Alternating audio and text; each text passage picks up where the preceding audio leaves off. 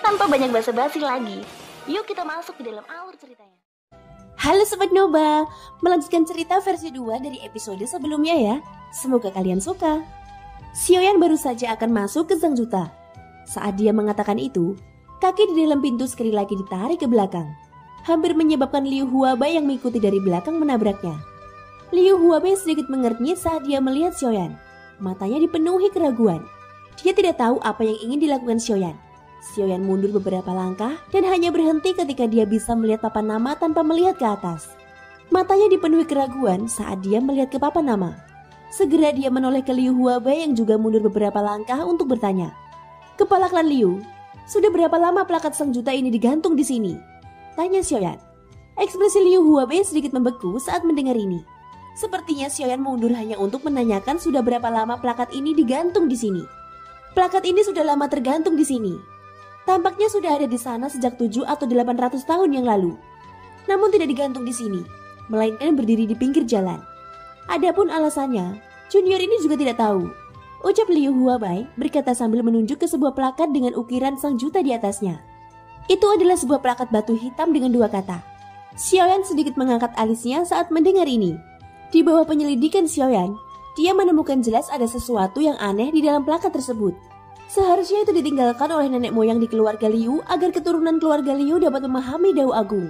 Namun sangat disayangkan keturunan keluarga Liu tidak tahu apa-apa dan tidak ada senior yang menjelaskannya kepada mereka. Menyebabkan keturunan keluarga Liu sama sekali tidak menyadarinya. Mereka sebenarnya memperlakukannya sebagai plakat biasa dan menggantungnya. Jika tidak ditemukan oleh Xiaoyan saat ini, mungkin harta karun yang begitu penting hanya bisa berdebu. Ada harta karun penting di udara, tapi tidak ada yang mengetahuinya. Tidak mengherankan jika keluarga Liu akhirnya dikalahkan oleh keluarga Wu. Ketika Xiaoyan mendengar kata-kata Liu Huabai, dia hanya bisa menggelengkan kepalanya dan menghela nafas. Ada sedikit rasa kasihan di matanya saat dia menghela nafas. Pantas saja keluarga Liumu berakhir seperti ini. Benar-benar membuat orang merasa sedih. Ucap Xiaoyan. Ketika Liu Huabai mendengar ini, dia dan beberapa tetua pavilion saling memandang dan sedikit mengernyit. Kemudian semua orang memandang Xiaoyan dengan tatapan penasaran. Jika aku tidak salah menebak, kata-kata di plakat ini seharusnya ditulis oleh leluhur keluarga Liumu yang memadatkan esensi dari kultivasi seumur hidupnya. Terserah kepada keturunan klan Liumu untuk memahami dan meningkatkan kultivasi mereka untuk memahami Dao Agung langit dan bumi. Namun sayang sekali keturunan keluarga Liumu tidak tahu apa-apa dan tidak dapat menggunakannya secara maksimal. Akibatnya harta penting ini telah mengumpulkan debu dan hanya dapat disembunyikan di sini. Ngomong-ngomong ini benar-benar kerugian besar bagi keluarga Liumu jika hanya menggunakannya sebagai papan nama biasa. Ucap Xiaoyan menghela nafas dan menggelengkan kepalanya sedikit. Nada suaranya agak sedih saat dia melirik Liu Huabai dan beberapa tetua penjaga pavilion. Dia tidak mengatakan apapun lagi. Ekspresi Liu Huabai dan yang lainnya langsung menjadi menarik ketika mendengar ini. Mereka saling memandang, lalu melihat ke papan nama yang tergantung tinggi di atas. Mereka melihat 3 kata yang mendominasi di papan nama. Sang Juta tersembunyi. Dikatakan bahwa ini selalu menjadi tempat paling penting bagi klan. Para ahli klan yang tak terhitung jumlahnya menjaganya, tetapi pada saat yang sama mereka juga memblokir banyak peluang. Mungkin bertahun-tahun yang lalu, mereka berkesempatan untuk mengetahui rahasia di plakat tersebut. Namun sayangnya mereka baru mengetahui anugerah luar biasa dari nenek moyang mereka tersebut saat ini. Sosok Liu Huabai bergerak dan langsung muncul di depan papan nama yang memancarkan aura mendominasi dan tampak bersinar dengan vitalitas. Dia mengelurkan tangannya dan mengambilnya dari sembunyikan 1.010.000 kecil. Saat dia berbicara, dia menurunkannya dari atas pavilion dan mendarat di tanah. Telapak tangannya menghadap tulisan Sang Juta tersembunyi. Setelah mengucapkan 3 kata besar ini, lempeng batu itu dipukul dengan telapak tangannya dan mengubah lempeng batu itu menjadi tumpukan bubuk kapur. Dia kemudian menembakkan papan nama di tangannya, yang memancarkan gelombang cahaya keemasan, dan memasukkannya ke tanah tempat tablet batu itu awalnya berdiri. Segera Liu Huabai berjalan ke depan papan nama.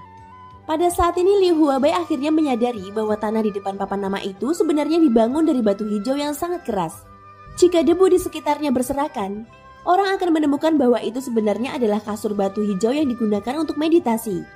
Liu Huabai menghela nafas sedikit dan menatap Xiaoyan. Ketika dia melihat Xiaoyan menganggukkan kepalanya, dia duduk di kasur batu hijau. Segera telapak tangannya diletakkan di atas kasur batu hijau dan dia membenamkan dirinya dalam latihannya. Bang! Tidak lama setelah Liu Huabai benar-benar membenamkan dirinya dalam latihan, Gelombang riak Doki yang kuat dan kekerasan muncul dari tubuhnya. Dia sebenarnya meminjam kekuatan papan nama untuk terobosan.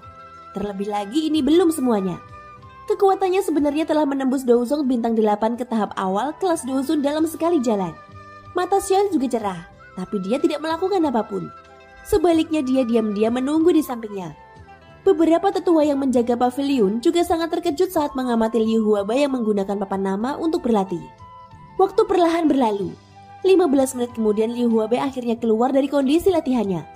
Ekspresinya bersemangat saat dia melihat papan nama itu. Setelah itu dia melihat ke arah Xiaoyan. Wajahnya dipenuhi rasa berterima kasih. Segera dia sepertinya memikirkan sesuatu dan dengan cepat tiba di depan Xiaoyan. Teman Xiaoyan, terima kasih banyak telah membantu klan Liuku mendapatkan hadiah dari leluhur kita. Aku Liu Huabai mewakili seluruh klan untuk mengungkapkan rasa terima kasihku yang tak ada habisnya kepada Anda. Kuharap teman Xiaoyan dapat menyetujui permintaan junior ini.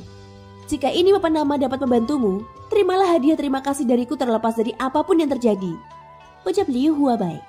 Xiaoyan sedikit terkejut saat mendengar ini. Bahkan ekspresi para tetua yang menjaga pavilion klan Liu sedikit berubah. Xiaoyan mengerti mengapa Liu Huabai melakukan ini. Tetapi beberapa tetua yang menjaga pavilion klan Liu tidak dapat memahaminya. Jika klan Liu memonopoli papan nama peninggalan nenek moyang mereka, tidak akan menjadi masalah bagi klan Liu untuk mendominasi kota Qing yang di masa depan. Namun jika mereka memberikan sebagian dari warisan leluhur mereka kepada orang luar, klan Liu akan menjadi jauh lebih lambat dalam 100 tahun ke depan. Ini adalah sesuatu yang tidak dapat diterima oleh beberapa tetua yang menjaga pavilion. Saat mereka hendak membuka mulut untuk membantah, mereka tiba-tiba mendengar suara tua datang. Pemilik suara itu adalah tetua pertama Liu Xincheng. Aku mewakili semua tetua klan Liu dan setuju dengan keputusan kepala klan. Ucap tetua pertama Liu Xincheng. Semua orang terdiam saat kata-kata ini diucapkan. Ketika beberapa tetua pavilion mendengar ini, ekspresi mereka berubah. Mereka melihat ke hutan bambu. Dari sana seorang lelaki tua berjubah putih perlahan keluar. Itu adalah tetua agung klan Liu saat ini, yaitu Liu Xincheng. Dia memandangi beberapa tetua pavilion dengan ganas dan mendengus dingin. Setelah itu dia mengabaikan mereka dan menoleh untuk melihat Xiaoyan, yang berdiri di samping dan berkata sambil tersenyum. Anggota klanku bodoh dan tidak mengetahui kebaikan besar dari teman Xiaoyan. Aku berharap teman Xiaoyan bisa memaafkan mereka. Aku sangat berterima kasih. Ucap penatua agung Liu Xincheng. Saat Xiaoyan mendengar ini, dia tersenyum tipis. Dia memandang Liu Huabai dan berkata, jika aku tidak memiliki sedikit kemurahan hati ini, bukankah itu akan menyia-nyiakan budidaya yang telah kukembangkan selama bertahun-tahun? Terlebih lagi ini adalah sifat manusia. Klan manapun yang menemukan harta leluhur seperti itu, di dalam klan pasti akan melakukan yang terbaik untuk melindunginya. Untuk mencegahnya diambil oleh beberapa orang yang berniat buruk dan menyebabkan masalah bagi dunia. Oleh karena itu aku juga bisa mengerti. Adapun kebaikan besar dari klan Liu, aku akan menerimanya. Ucap Xiaoyan. Setelah mengatakan ini, Xiaoyan tidak menahan diri. Dia berjalan menuju papan nama dan duduk di depannya. Telapak tangannya dengan lembut diletakkan di papan nama. Kekuatan spiritualnya bergerak menuju papan nama yang bertuliskan Sang Juta tersembunyi. Di papan nama itu, setelah mengucapkan 3 kata besar ini, Xiaoyan bergegas mendekat. Begitu dia melakukan kontak dengannya, kekuatan hisap yang liar dan sombong muncul darinya. Dalam sekejap kekuatan spiritual Xiaoyan muncul di dunia lain. Tempat ini dipenuhi hutan dan burung bangau. Sekilas ada banyak sekali gunung dan hutan. Gunung-gunungnya subur dan pepohonannya subur. Itu adalah pemandangan yang makmur. Ada ular, serangga, burung dan binatang buas. Tiba-tiba suara pria parubaya yang baik hati terdengar di telinga Xiaoyan. Meski suara ini tidak nyaring, namun menyebabkan seluruh dunia sedikit gemetar. Seolah-olah ada lonceng surgawi yang mengguncang dunia. Hal ini menyebabkan hati Xiaoyan sedikit terkejut. Kelopak matanya tanpa sadar bergerak-gerak. Kamu bukan anggota klan Liuku kan? Ucap suara itu. Setelah mendengar ini, ekspresi Xiaoyan tidak berubah. Dia mengangguk dan berkata ya. Xiaoyan tidak berani lalai sedikit pun. Dari suara sebelumnya, kekuatan pria parubaya ini setidaknya berada pada level Dodi bintang 7. Dengan kekuatan seperti itu, bagaimana mungkin dia berani lalai? Oleh karena itu, Xiaoyan tampak sangat patuh. Suara pria parubaya itu terdengar lagi. Setelah suara lembut, ruang di depan Xiaoyan sedikit terdistorsi, memperlihatkan seorang pria parubaya dengan rambut hitam sebahu dan wajah tampan. Apakah keturunan yang kutinggalkan yang mengizinkanmu menggunakan plakat emas ini? Ucap pria parubaya itu. Xiaoyan tidak menyangkanya. Dia mengangguk dan berkata ya. Pria parubaya itu juga mengangguk dan berkata lagi. Kalau begitu seharusnya kaulah yang memberitahu mereka rahasia di plakat emas itu kan? Ucap pria parubaya itu. Ekspresi Xiaoyan sedikit berubah, tapi dia masih menganggukkan kepalanya. Jika orang sekuat itu benar-benar ingin membunuhnya, dia pasti sudah melakukannya sejak lama. Mengapa ada kebutuhan untuk mengatakan begitu banyak omong kosong kepadanya? Pria parubaya itu mengangguk sekali lagi. Segera dia menghela nafas sedih. Tatapannya juga menjadi agak tak bernyawa saat dia melihat ke cakrawala yang jauh. Seolah-olah dia telah melihat hari-hari kejayaan klan di masa lalu. Sayangnya hari-hari itu sudah semakin jauh dan bukan milik mereka lagi. Kemuliaan masa lalu telah menjadi sejarah. Sekarang yang ada hanya klan Liu yang terpencil. Klan Liu yang hanya bisa bangkit kembali dengan mengandalkan kekuatan eksternal. Sesaat kemudian tatapan pria parubaya itu akhirnya menjadi tegas sekali lagi. Tatapannya sekali lagi tampak dipenuhi harapan. Dia menoleh dan menatap Xiaoyan sambil menghela nafas. Xiaoyan juga tiba-tiba terkejut dengan tatapan ini. Dia menelan seteguk air liur, meringuk di sudut mulutnya, dan tertawa datar sambil mundur setengah langkah. Sudut mulut pria parubaya itu terangkat membentuk busur. Karena Anda berhak menggunakan plakat emas ini, maka itu berarti Anda telah melakukan kebaikan yang besar untuk keluarga Liu saya. Saya pikir keturunan saya juga akan bergantung pada Anda. Karena itu masalahnya, maka keturunan keluarga Liu saya seharusnya menjadi bawahanmu. Hahaha. Melindungi bawahan Anda harus dianggap sebagai tugas Anda sebagai orang hebat. Kalau begitu, keluarga Liu saya akan dipercayakan kepada Anda. Saya harap Anda dapat membawa keluarga Liu saya kembali ke kejayaannya. Saya tidak meminta Anda untuk melampaui saya di masa lalu. Selama Anda dapat memastikan bahwa keluarga Liu saya dapat mendapat tempat di wilayah barat daya, itu sudah cukup. Tentu saja sebagai kompensasinya, saya akan menyerahkan seluruh pemahaman saya tentang Dao Agung Langit dan Bumi yang telah saya kembangkan sepanjang hidup saya kepada Anda. Bagaimana menurut Anda? Ucap pria parubaya itu. Ekspresi Xiaoyan sedikit berubah saat mendengar ini. Namun hal itu segera diikuti oleh gelombang kegembiraan. Tapi pada akhirnya dia masih ragu dan ragu. Meskipun meningkatkan budidayanya adalah hal yang baik, ia masih memiliki hal-hal lain yang harus diselesaikan.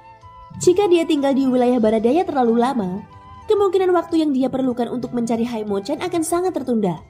Oleh karena itu, Xiaoyan tidak dapat memutuskan apakah dia harus tinggal atau pergi.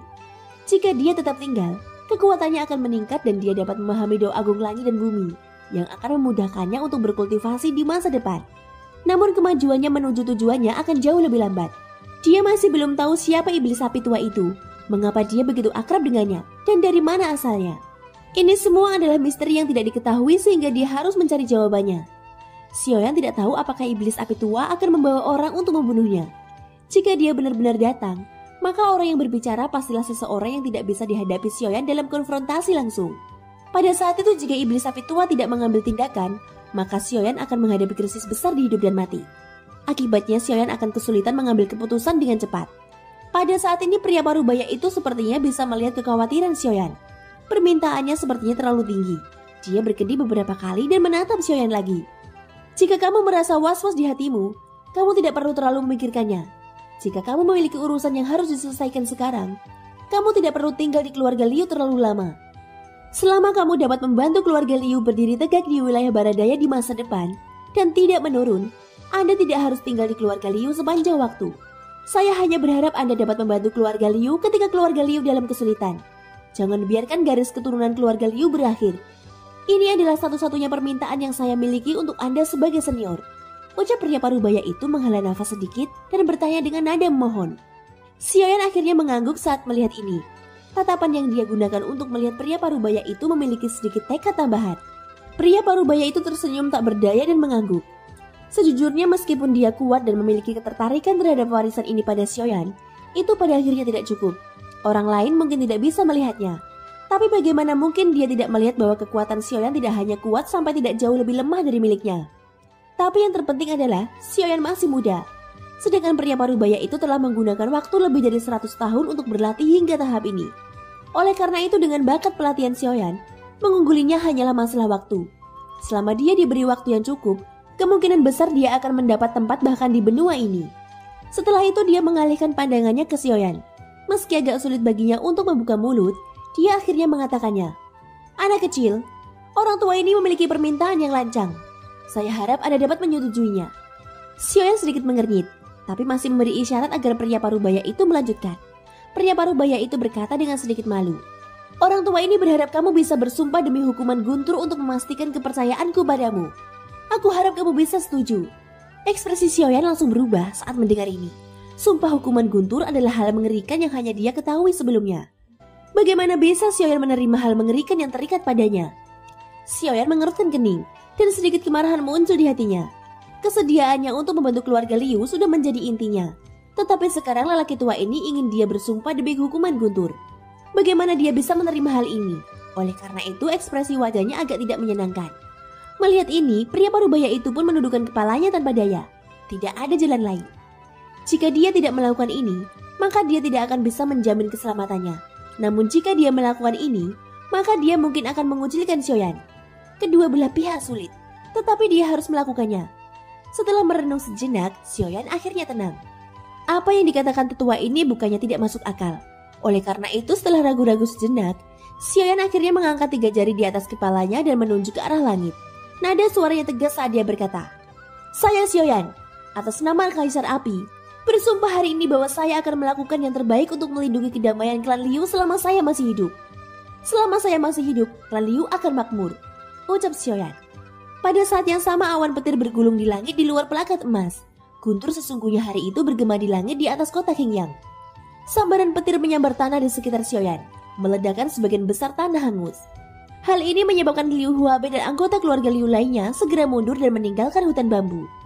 Hanya ketika awan petir menghilang dan langit kembali cerah, barulah semua orang berkumpul lagi.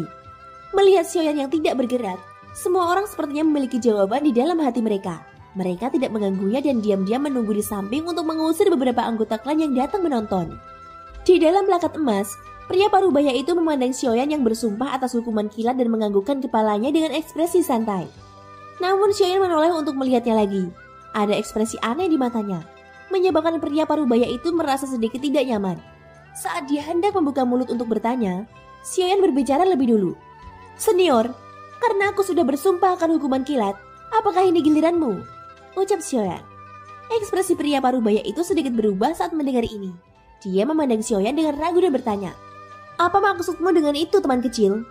Bisakah kamu memberitahu orang tua ini tentang hal itu?" ucap pria parubaya itu. Xiaoyan tersenyum tipis.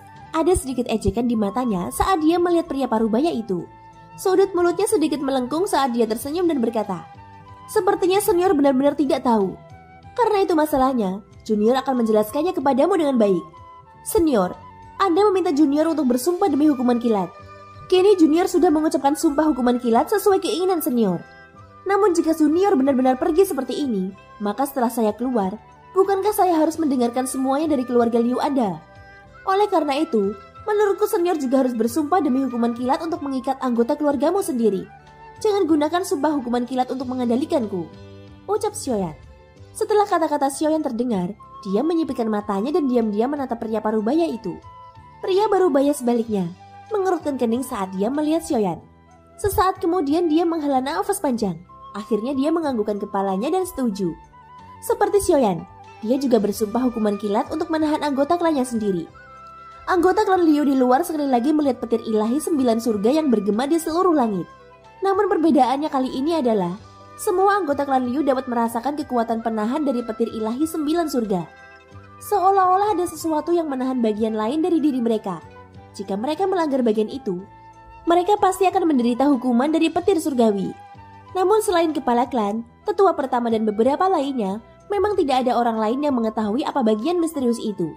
Tetua pertama dan kepala klan Liu Huabai saling berpandangan. Mereka bisa melihat ketidakberdayaan dan kegembiraan di mata satu sama lain. Tapi mereka tidak mengatakan apapun. Mereka diam-diam menunggu di tempat, tidak mengizinkan siapapun mendekati Xiaoyan. Wajah Xiaoyan terlihat puas saat dia melihat pria parubaya itu bersumpah atas sumpah hukuman kilat dari dalam pelakat emas. Sudut mulutnya menunjukkan senyuman. Dia bertukar pandang dengan pria parubaya itu dan tersenyum. Tapi tidak ada yang tahu apa yang mereka berdua pikirkan di dalam hati. Xiaoyan dan pria parubaya itu mengobrol dan tertawa sebentar. Sebelum mata mereka menghela nafas saat mereka melihat pria parubaya itu juga tampaknya memahami sesuatu saat dia menghela nafas dalam hati. Acara utama akhirnya tiba. Pria parubaya itu memandang Xiaoyan dengan ekspresi rumit. Dia menghela nafas dan akhirnya mengangguk. "Kalau begitu aku tidak akan mengatakan apa-apa lagi. Mari kita mulai sekarang. Izinkan saya memperkenalkan diri terlebih dahulu. Anda sepertinya tidak memiliki kesan apapun terhadap saya. Nama saya Liu Feng, dan saya adalah wakil ketua sekte dari sekte Chaoyang, salah satu dari 5 sekte besar di wilayah barat daya 1500 tahun yang lalu. Karena langkah kepunahan langit, aku dikenal sebagai Kaisar Angin. Sayangnya sekte Chaoyang saya mengalami bencana besar 1200 tahun yang lalu. Puluhan ribu orang di sekte tersebut meninggal secara tidak wajar. Murid dalam sekte itu tersebar. Pada akhirnya hanya keluarga Liu saya yang tersisa. Ngomong-ngomong itu memang kesalahan besarku, ucap Kaisar Angin itu yang bernama Liu Feng. Ketika dia berbicara sampai saat ini, Liu Feng tampaknya mengingat beberapa hal yang menyedihkan dari masa lalu. Dia menghela nafas sedikit, mengangkat kepalanya dan menatap Xiaoyan. Dia mengungkapkan senyuman yang dipaksakan sebelum melanjutkan berbicara. Tapi aku tidak akan mengucapkan kata-kata itu hari ini. Ayo berikan warisan yang aku janjikan, ucap Liu Feng. Mendengar ini mata Xiaoyan juga memancarkan sentuhan kegembiraan. Dia memandang Liu Feng dengan mata berbinar. Melihat ini, Liu Feng pun tersenyum tipis. Segel di tangannya terus berubah. Satu set segel jari misterius diluncurkan. Ruang di depan Liu Feng juga terus terdistorsi, memancarkan gelombang riak. Ekspresi wajah Xiaoyan juga menjadi semakin bersemangat. Kekuatan inilah yang paling dipedulikan Xiaoyan. Sekarang ada peluang besar di depannya. Bagaimana mungkin Xiaoyan tidak bersemangat? Jangan khawatir, aku akan mengingatkanmu di sini. Karena hari ini adalah pertama kalinya aku terbangun selama bertahun-tahun, dan warisan ini telah menyatu dengan gumpalan jiwaku ini, mungkin sangat sulit untuk memisahkannya sepenuhnya. Aku khawatir ada kemungkinan gagalnya tinggi, jadi kamu harus siap secara mental, ucap Liu Feng. Begitu dia selesai berbicara, tanpa menunggu jawaban Xiaoyan, dia kembali fokus pada segel di tangannya. Ekspresi Xiaoyan juga menjadi sedikit serius. Kekuatan jiwanya menyebar untuk melindungi tubuh Liu Feng. Lagi pula jika dia gagal, itu akan menjadi kerugian besar. Hal ini pun membuat Xiaoyan harus berhati-hati. Seiring berjalannya waktu, segel di tangan Liu Feng menjadi semakin rumit. Ekspresi wajahnya yang awalnya tenang juga mulai menjadi semakin serius. Tubuh padatnya juga berangsur-angsur menjadi ilusi. Namun fluktuasi spasial di sekitar tubuhnya menjadi semakin intens. Jejak aura menakutkan terpancar darinya, menyebabkan kekosongan terus bergetar dan retakan spasial kecil menyebar. Alis Liu Feng juga terjalin erat. Ekspresi matanya menjadi semakin serius saat dia melihat segel di tangannya. Hal ini menyebabkan hati Xiaoyan melayang di udara. Dia tidak menyangka akan sangat sulit untuk menghilangkan sepenuhnya warisan dari tubuhnya. Kali ini dia benar-benar jatuh ke tangan lelaki tua ini. Xiaoyan tersenyum tak berdaya. Dia menggelengkan kepalanya dan tidak memikirkannya lagi. Dia hanya bisa duduk bersila di tempat dan diam-diam menunggu Liu Feng. 2 jam kemudian, mata Xiaoyan yang sedikit tertutup akhirnya terbuka perlahan. Tubuhnya bergerak dan Xiaoyan berdiri di depan Liu Feng dalam sekejap. Sudut mulutnya memperlihatkan senyuman cemerlang seolah-olah beban berat telah terangkat dari bahunya. Matanya sedikit emosional saat dia melihat Liu Feng. Pada saat ini tubuh Liu Feng sedang melayang.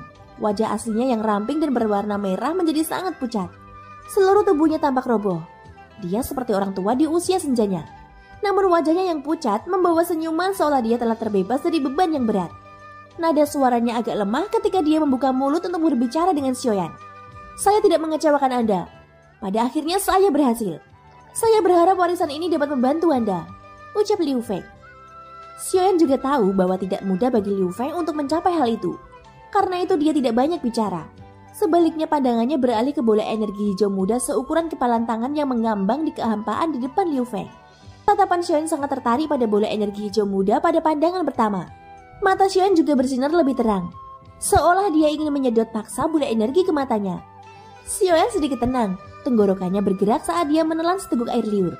Dia tidak menyangka akan mendapatkan hadiah sebesar itu saat dia datang ke dunia lain. Bagaimana mungkin dia tidak bersemangat? Sebelumnya dia masih ragu apakah dia bisa mendapatkan warisan Kaisar Kuno Ujung Surga. Namun warisan Kaisar Kuno Ujung Surga kini berada tepat di hadapannya. Lebih-lebih lagi bagi Xiaoyan warisan Kaisar Kuno berada dalam jangkauannya. Bagaimana perasaan seperti mimpi itu tidak membuatnya bersemangat? Xiaoyan tidak terlalu memikirkannya. Tangan ilusi yang diaglomerasi dari kekuatan spiritualnya diulurkan ke depan. Kekuatan spiritual yang agung melonjak dari telapak tangannya dan membungkus bola energi dalam sekejap. Saat ini Xiaoyan merasakan jantungnya berdebar kencang, seolah-olah hendak keluar dari tubuhnya. Perasaan yang sulit untuk ditekan, Xiaoyan tersenyum dan menggelengkan kepalanya. Tubuh awalnya ilusi samar-samar menjadi ilusi sebelum akhirnya menghilang dari dunia ini. Xiaoyan juga mengangkat kepalanya untuk melihat sosok Liu Feng yang menghilang. Setelah itu dia melihat bola energi di tangannya. Sudut mulutnya menunjukkan senyuman saat dia duduk bersila di udara dan mulai memperbaikinya. Xiaoyan duduk bersila di udara dan pulih sejenak. Dia menarik auranya dan menenangkan pikirannya. Setelah dia menyesuaikan tubuh dan jiwanya ke kondisi terbaiknya, Xiaoyan membalik telapak tangannya dan menelan bola cahaya ke dalam mulutnya. Setelah suara menelan, Tubuh Xiaoyan yang terbentuk dari kumpulan kekuatan spiritual tiba-tiba memancarkan gelombang cahaya hijau yang menyilaukan. Cahaya hijau tersebar ke segala arah dan menutupi matahari. Dunia 1000 besar yang terbentuk dari kelempengan emas langsung runtuh dan hancur. Yang tersisa hanyalah hutan pegunungan kecil. Sisanya adalah ruang kosong. Energi agung muncul dari dalam tubuh Xiaoyan. Meskipun itu adalah tubuh yang terbentuk dari jiwanya, saat ini Xiaoyan masih bisa merasakan tubuhnya terus membengkak. Bang! Pada saat ini kekuatan spiritual Xiaoyan baru saja kembali ke tubuh aslinya.